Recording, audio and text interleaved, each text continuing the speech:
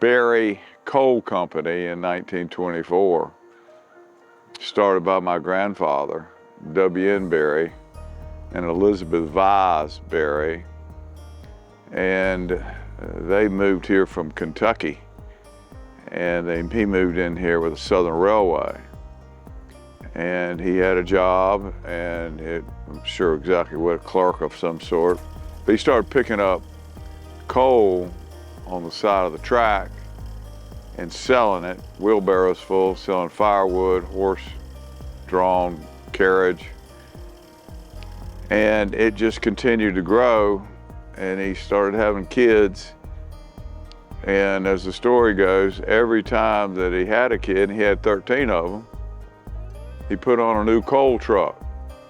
There's a great picture in the office of the 13 coal trucks and 13 drivers, and then the management, etc. But can you imagine starting a company in the mid-20s, early 30s, and adding on enough customers to keep a truck busy supplying with coal?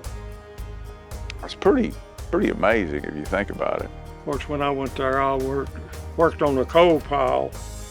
I could bag more coal than anybody. What we do to get these sugar bags from Clegg's Bakery, and we had a big thing, we'd fill them up, and after 5 o'clock, that's when people cooked with coal, heated with coal, and everything else. And we'd maybe sell 100 bags of coal in the afternoon after people got off of work.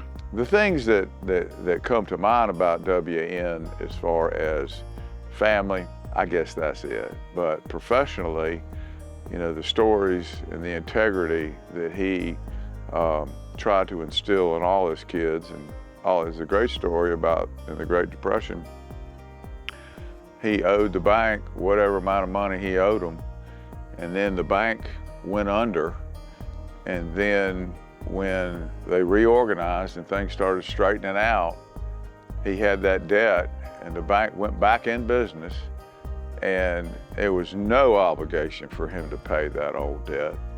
But he made payments on that debt for years till he got it paid off, because that's the kind of guy that he was.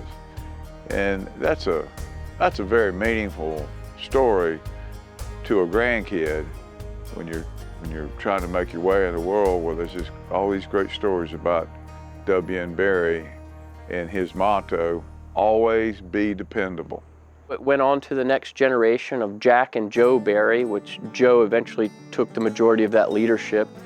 And he brought us into the fuel industry and helped grow that from a wholesale level on major transportation of fuel and in pipeline relationships, as well as home heating oil, where we became, you know, the lifeblood of our business for the vast majority of our history. I ended up being a service tech helper, and then during the holidays I'd be pulling an oil hose, and then graduated in being a driver. I didn't ever drive much, but I would drive and make deliveries.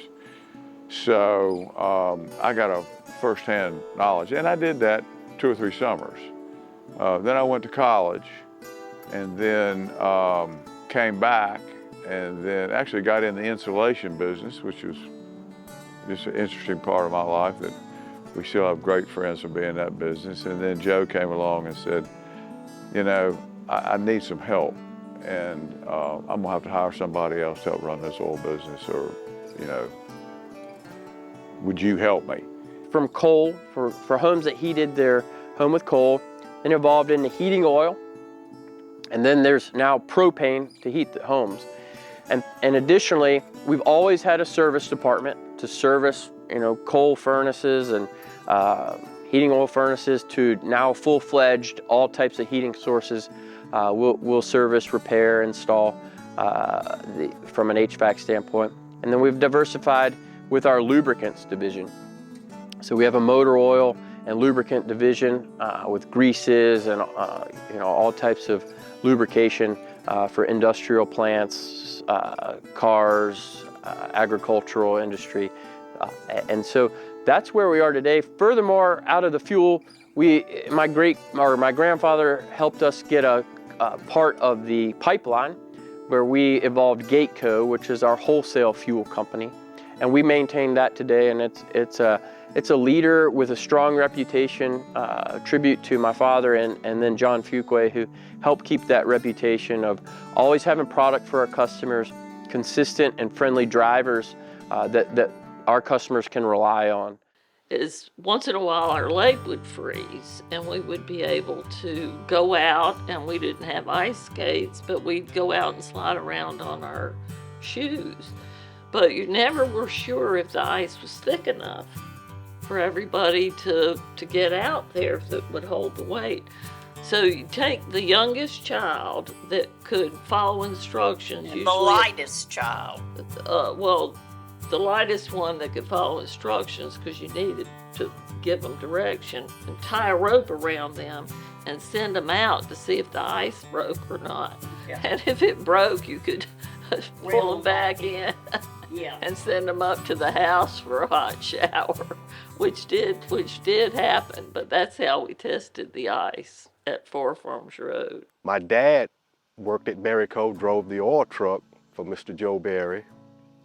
And the first time I met the Berries, I was 8 years old.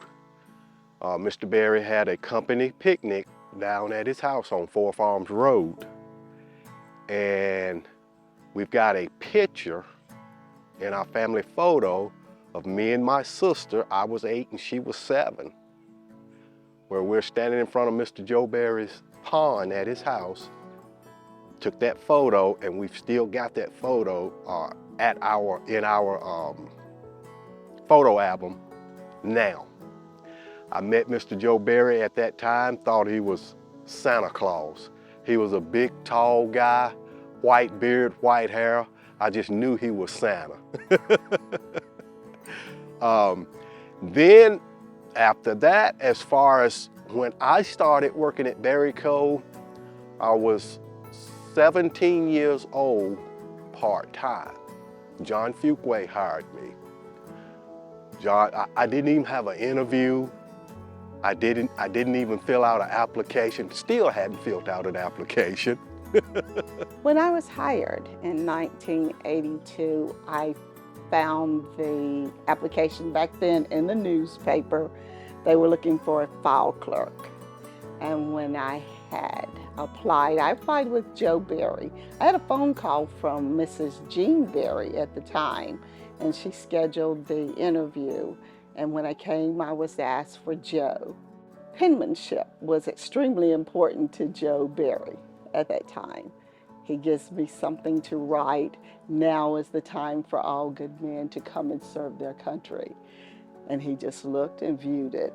So that was important, because at some point or another, taking phone messages, you would have to leave him a note, please call so-and-so with this number. And it was always speak distinct, read the note back to verify clarification. And then we went from there. Later, I became a wholesale billing clerk, and that's the position I'm in today. Joe Berry was such a unique person, and I didn't have a father image really that strong growing up. And you'd want to think he ruled with an iron fist, sort of, because he just had a presence. And the thing that I remember mostly was when I was working in the community, because I worked for 30 years in this community, and I would be on different civic projects, and I was doing interviews with black members that were involved in all the civil rights issues, and I was doing videos, and I would go knock on their door, and then once I told them who I was, they would bring me in graciously, and all they wanted to do was talk about Joe Berry's role. I mean, this was Dr. Chavis, all the major leaders in Greensboro, and so I found out as much about him from community members as I ever did from his children. Joe hired John Fuquay, ended up being my partner, and then later on, John and I went to Joe one day and said, I think John and I can buy you out. He was whatever age he was. He was, pushing late 60s. And I remember looking at me, he says, if you can do that, I'm ready to sell tomorrow. So it kind of scared me a little bit. But I went in and I said, John, you know, you've been here a lot longer than I have, but I'm looking at these numbers. I think we can do this. And so yeah, he said, yeah, I said, looks pretty reasonable. We can do that. So anyway, we did. We signed the deal. We signed our lives away. We started with these big payments, and they were big, man. They were like, you know, bigger than both of us were, but together we figured it out. He was instrumental in forming a good relationship with the employees. He never forgot an employee's name or their children. He was always interested in the families of the employees and their welfare. Not only did he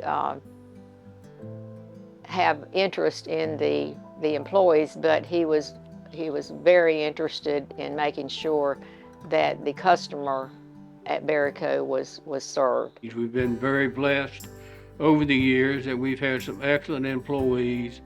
A lot of them have been with us for a number of years, and we've had a lot of people that have retired that stayed with us for 40, 45 years, 46 years. So we've been very fortunate. We've been very fortunate that we live in the town that we live in and deal with the type people that we deal with. So we're very thankful for that. John was just a great guy to work with, especially as a young man coming along. I remember one time, and I don't remember exactly what I did, but there was an issue that I had handled, and evidently I had done something wrong with it, and it screwed something up. And I'll never forget that John came up one day and he put his arm around me and said, Gary, don't worry about it. He said, if you don't make mistakes, you're not working. And that's always kind of stuck with me because it's a very true statement. Everybody wants to do everything perfect the first time. We can't. And John understood that. And he told me, he said, we'll manage, we'll figure out how to work things out. And we did. And to show you how consequential it is, I can't even remember what the issue was. But that statement that John made always stuck with me. John Fuquay was, you know, like a grandfather to me. He was part of the Berry family. You kind of get a tear coming to your eye just thinking about him since he's recently passed. Let's go back to me growing up, right? Every Christmas Eve, I would get a phone call from Santa Claus, right? Which is pretty powerful. And, you know, my sister and I got to tell Santa Claus what we wanted for Christmas. And then as we got older and you know, went to school and college, stopping by the company, we began to recognize, hey, John's wonderful laugh and how he communicated had a distinct voice. We finally found out who Santa Claus was. Tom's always fun to work with, was always interesting because Tom always had a great perspective on it. I remember one time we were discussing buying a company vehicle. And Tom being cost conscious always, we were talking about maybe getting a van or an SUV because we haul a lot of junk to meetings and conventions and things that we do. And Tom chimed in, he said, guys, he said, you know, maybe we ought to be thinking about something that gets a little bit better gas mileage. And one of the old timers rocked back in his chair and said, Tom, what the hell do you think we sell? And the whole room fell apart when he said that, including Tom. And he said, yeah, I guess you're right. You know, I called Tom the politician, but I mean it in a positive way, is that he has a way of coming through the office and, you know, immediately the mood changes and folks are laughing. Same thing with customers that call up. They could be in the worst of days or having a bad situation, and he has a way of communicating with them that makes everybody feel special. Tom, wonderful guy. Now, Tom reminds me of Mr. Joe Berry. The older Tom has gotten, he looked just like Mr. Berry. The white hair, the tall and slim, just like his dad. Tom is a wonderful guy. He's all business. When you're on his time, he's all business. But when we have an activity that's off the clock, Tom is just like one of the guys. We used to have these tickets that would say how much fuel goes into each vehicle. And occasionally Joe would go and pull a ticket to make sure we were doing proper inventory reconciliation, which is a good practice to do to make sure your team's doing that. But Tom took it to another level with one of our managers at our Burlington location once, and he pulled a wholesale transport load ticket from their inventory.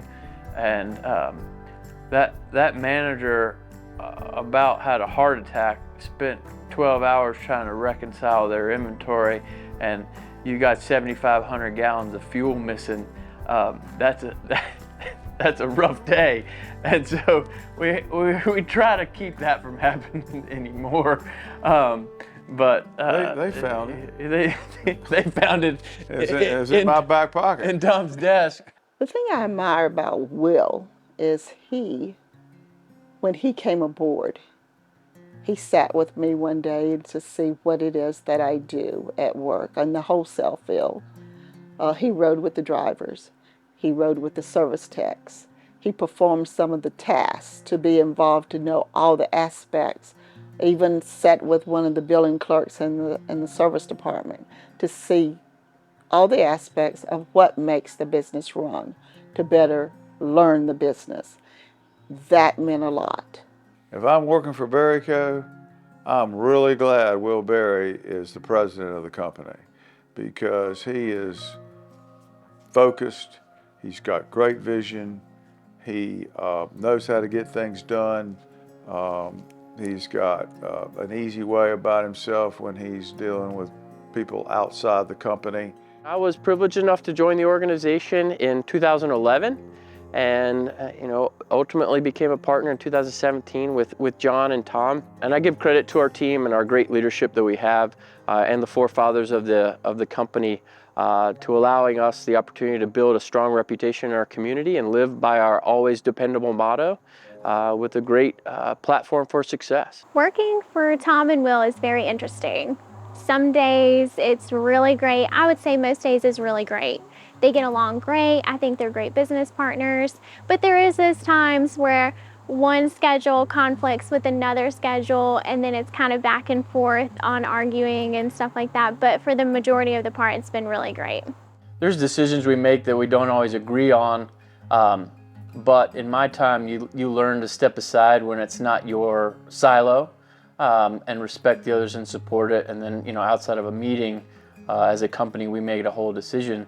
And then even outside of the company, we walk out of the door each day at the end of the day, and we're friends. And what was decided earlier on, doesn't affect our love for each other. So it's like we don't always like each other, but we always love each other. What's this business? You don't like me? Well, I don't like you There's sometimes. days you don't like me either.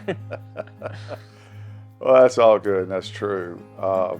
There's a lot of give and take, not only from present partnerships, but from generation to generation.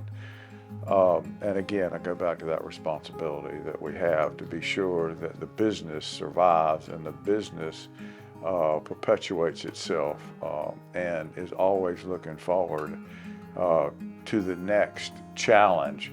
Working with a family business, you hope and expect that the next generation will come on board. And of course, Joe, took over the business from his dad, Mr. W.N., and then to see Tom come in and then, take over from Joe, and now Tom has been able to pass on and get Will involved in the business.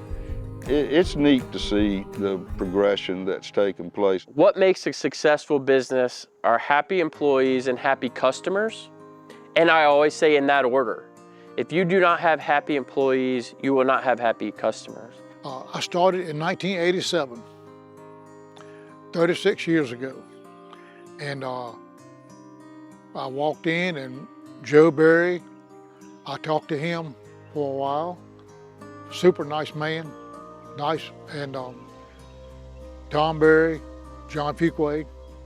It's been a great place to work. The best part of my job would be, you know, the people that I work with.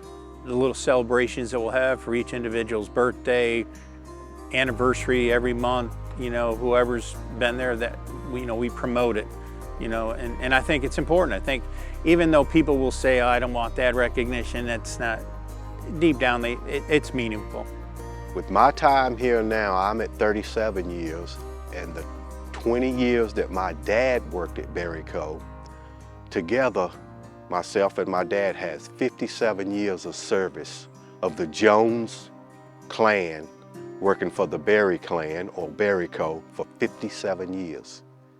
I think that's amazing. And now we've created a gift of warmth, and we've been doing this 15, 18 years or so, and we've probably raised, what, $500,000? Yeah, no, more than that. We've raised over $1 million in the 18 years. I think I'm telling you accurately, but better yet, we've helped over 1,400 families. And these interesting commercials that have some humor to them, that are fun, that people look forward to seeing, and everybody's asking, well, when's the next one gonna come out? I want, we got to continue seeing these commercials. What does my TV personality mean to me? I think it means our employees and customers have a platform to poke fun at me.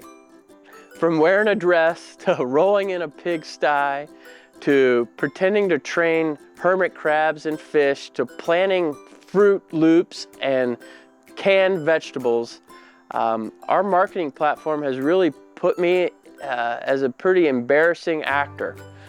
I say that in fun. I've really enjoyed, through the leadership of our production team and allowing folks to poke fun at me, but I think it generates that hometown feel for our customers and viewers. It does warm you when the meat manager at Harris Teeter tracks you down aisle 12 to say, I love your commercials, or someone stops by and shakes your hand and says, hey, I relate to your commercials, they're very funny, and my wife and I enjoy seeing them. What's next? Yeah, W.N.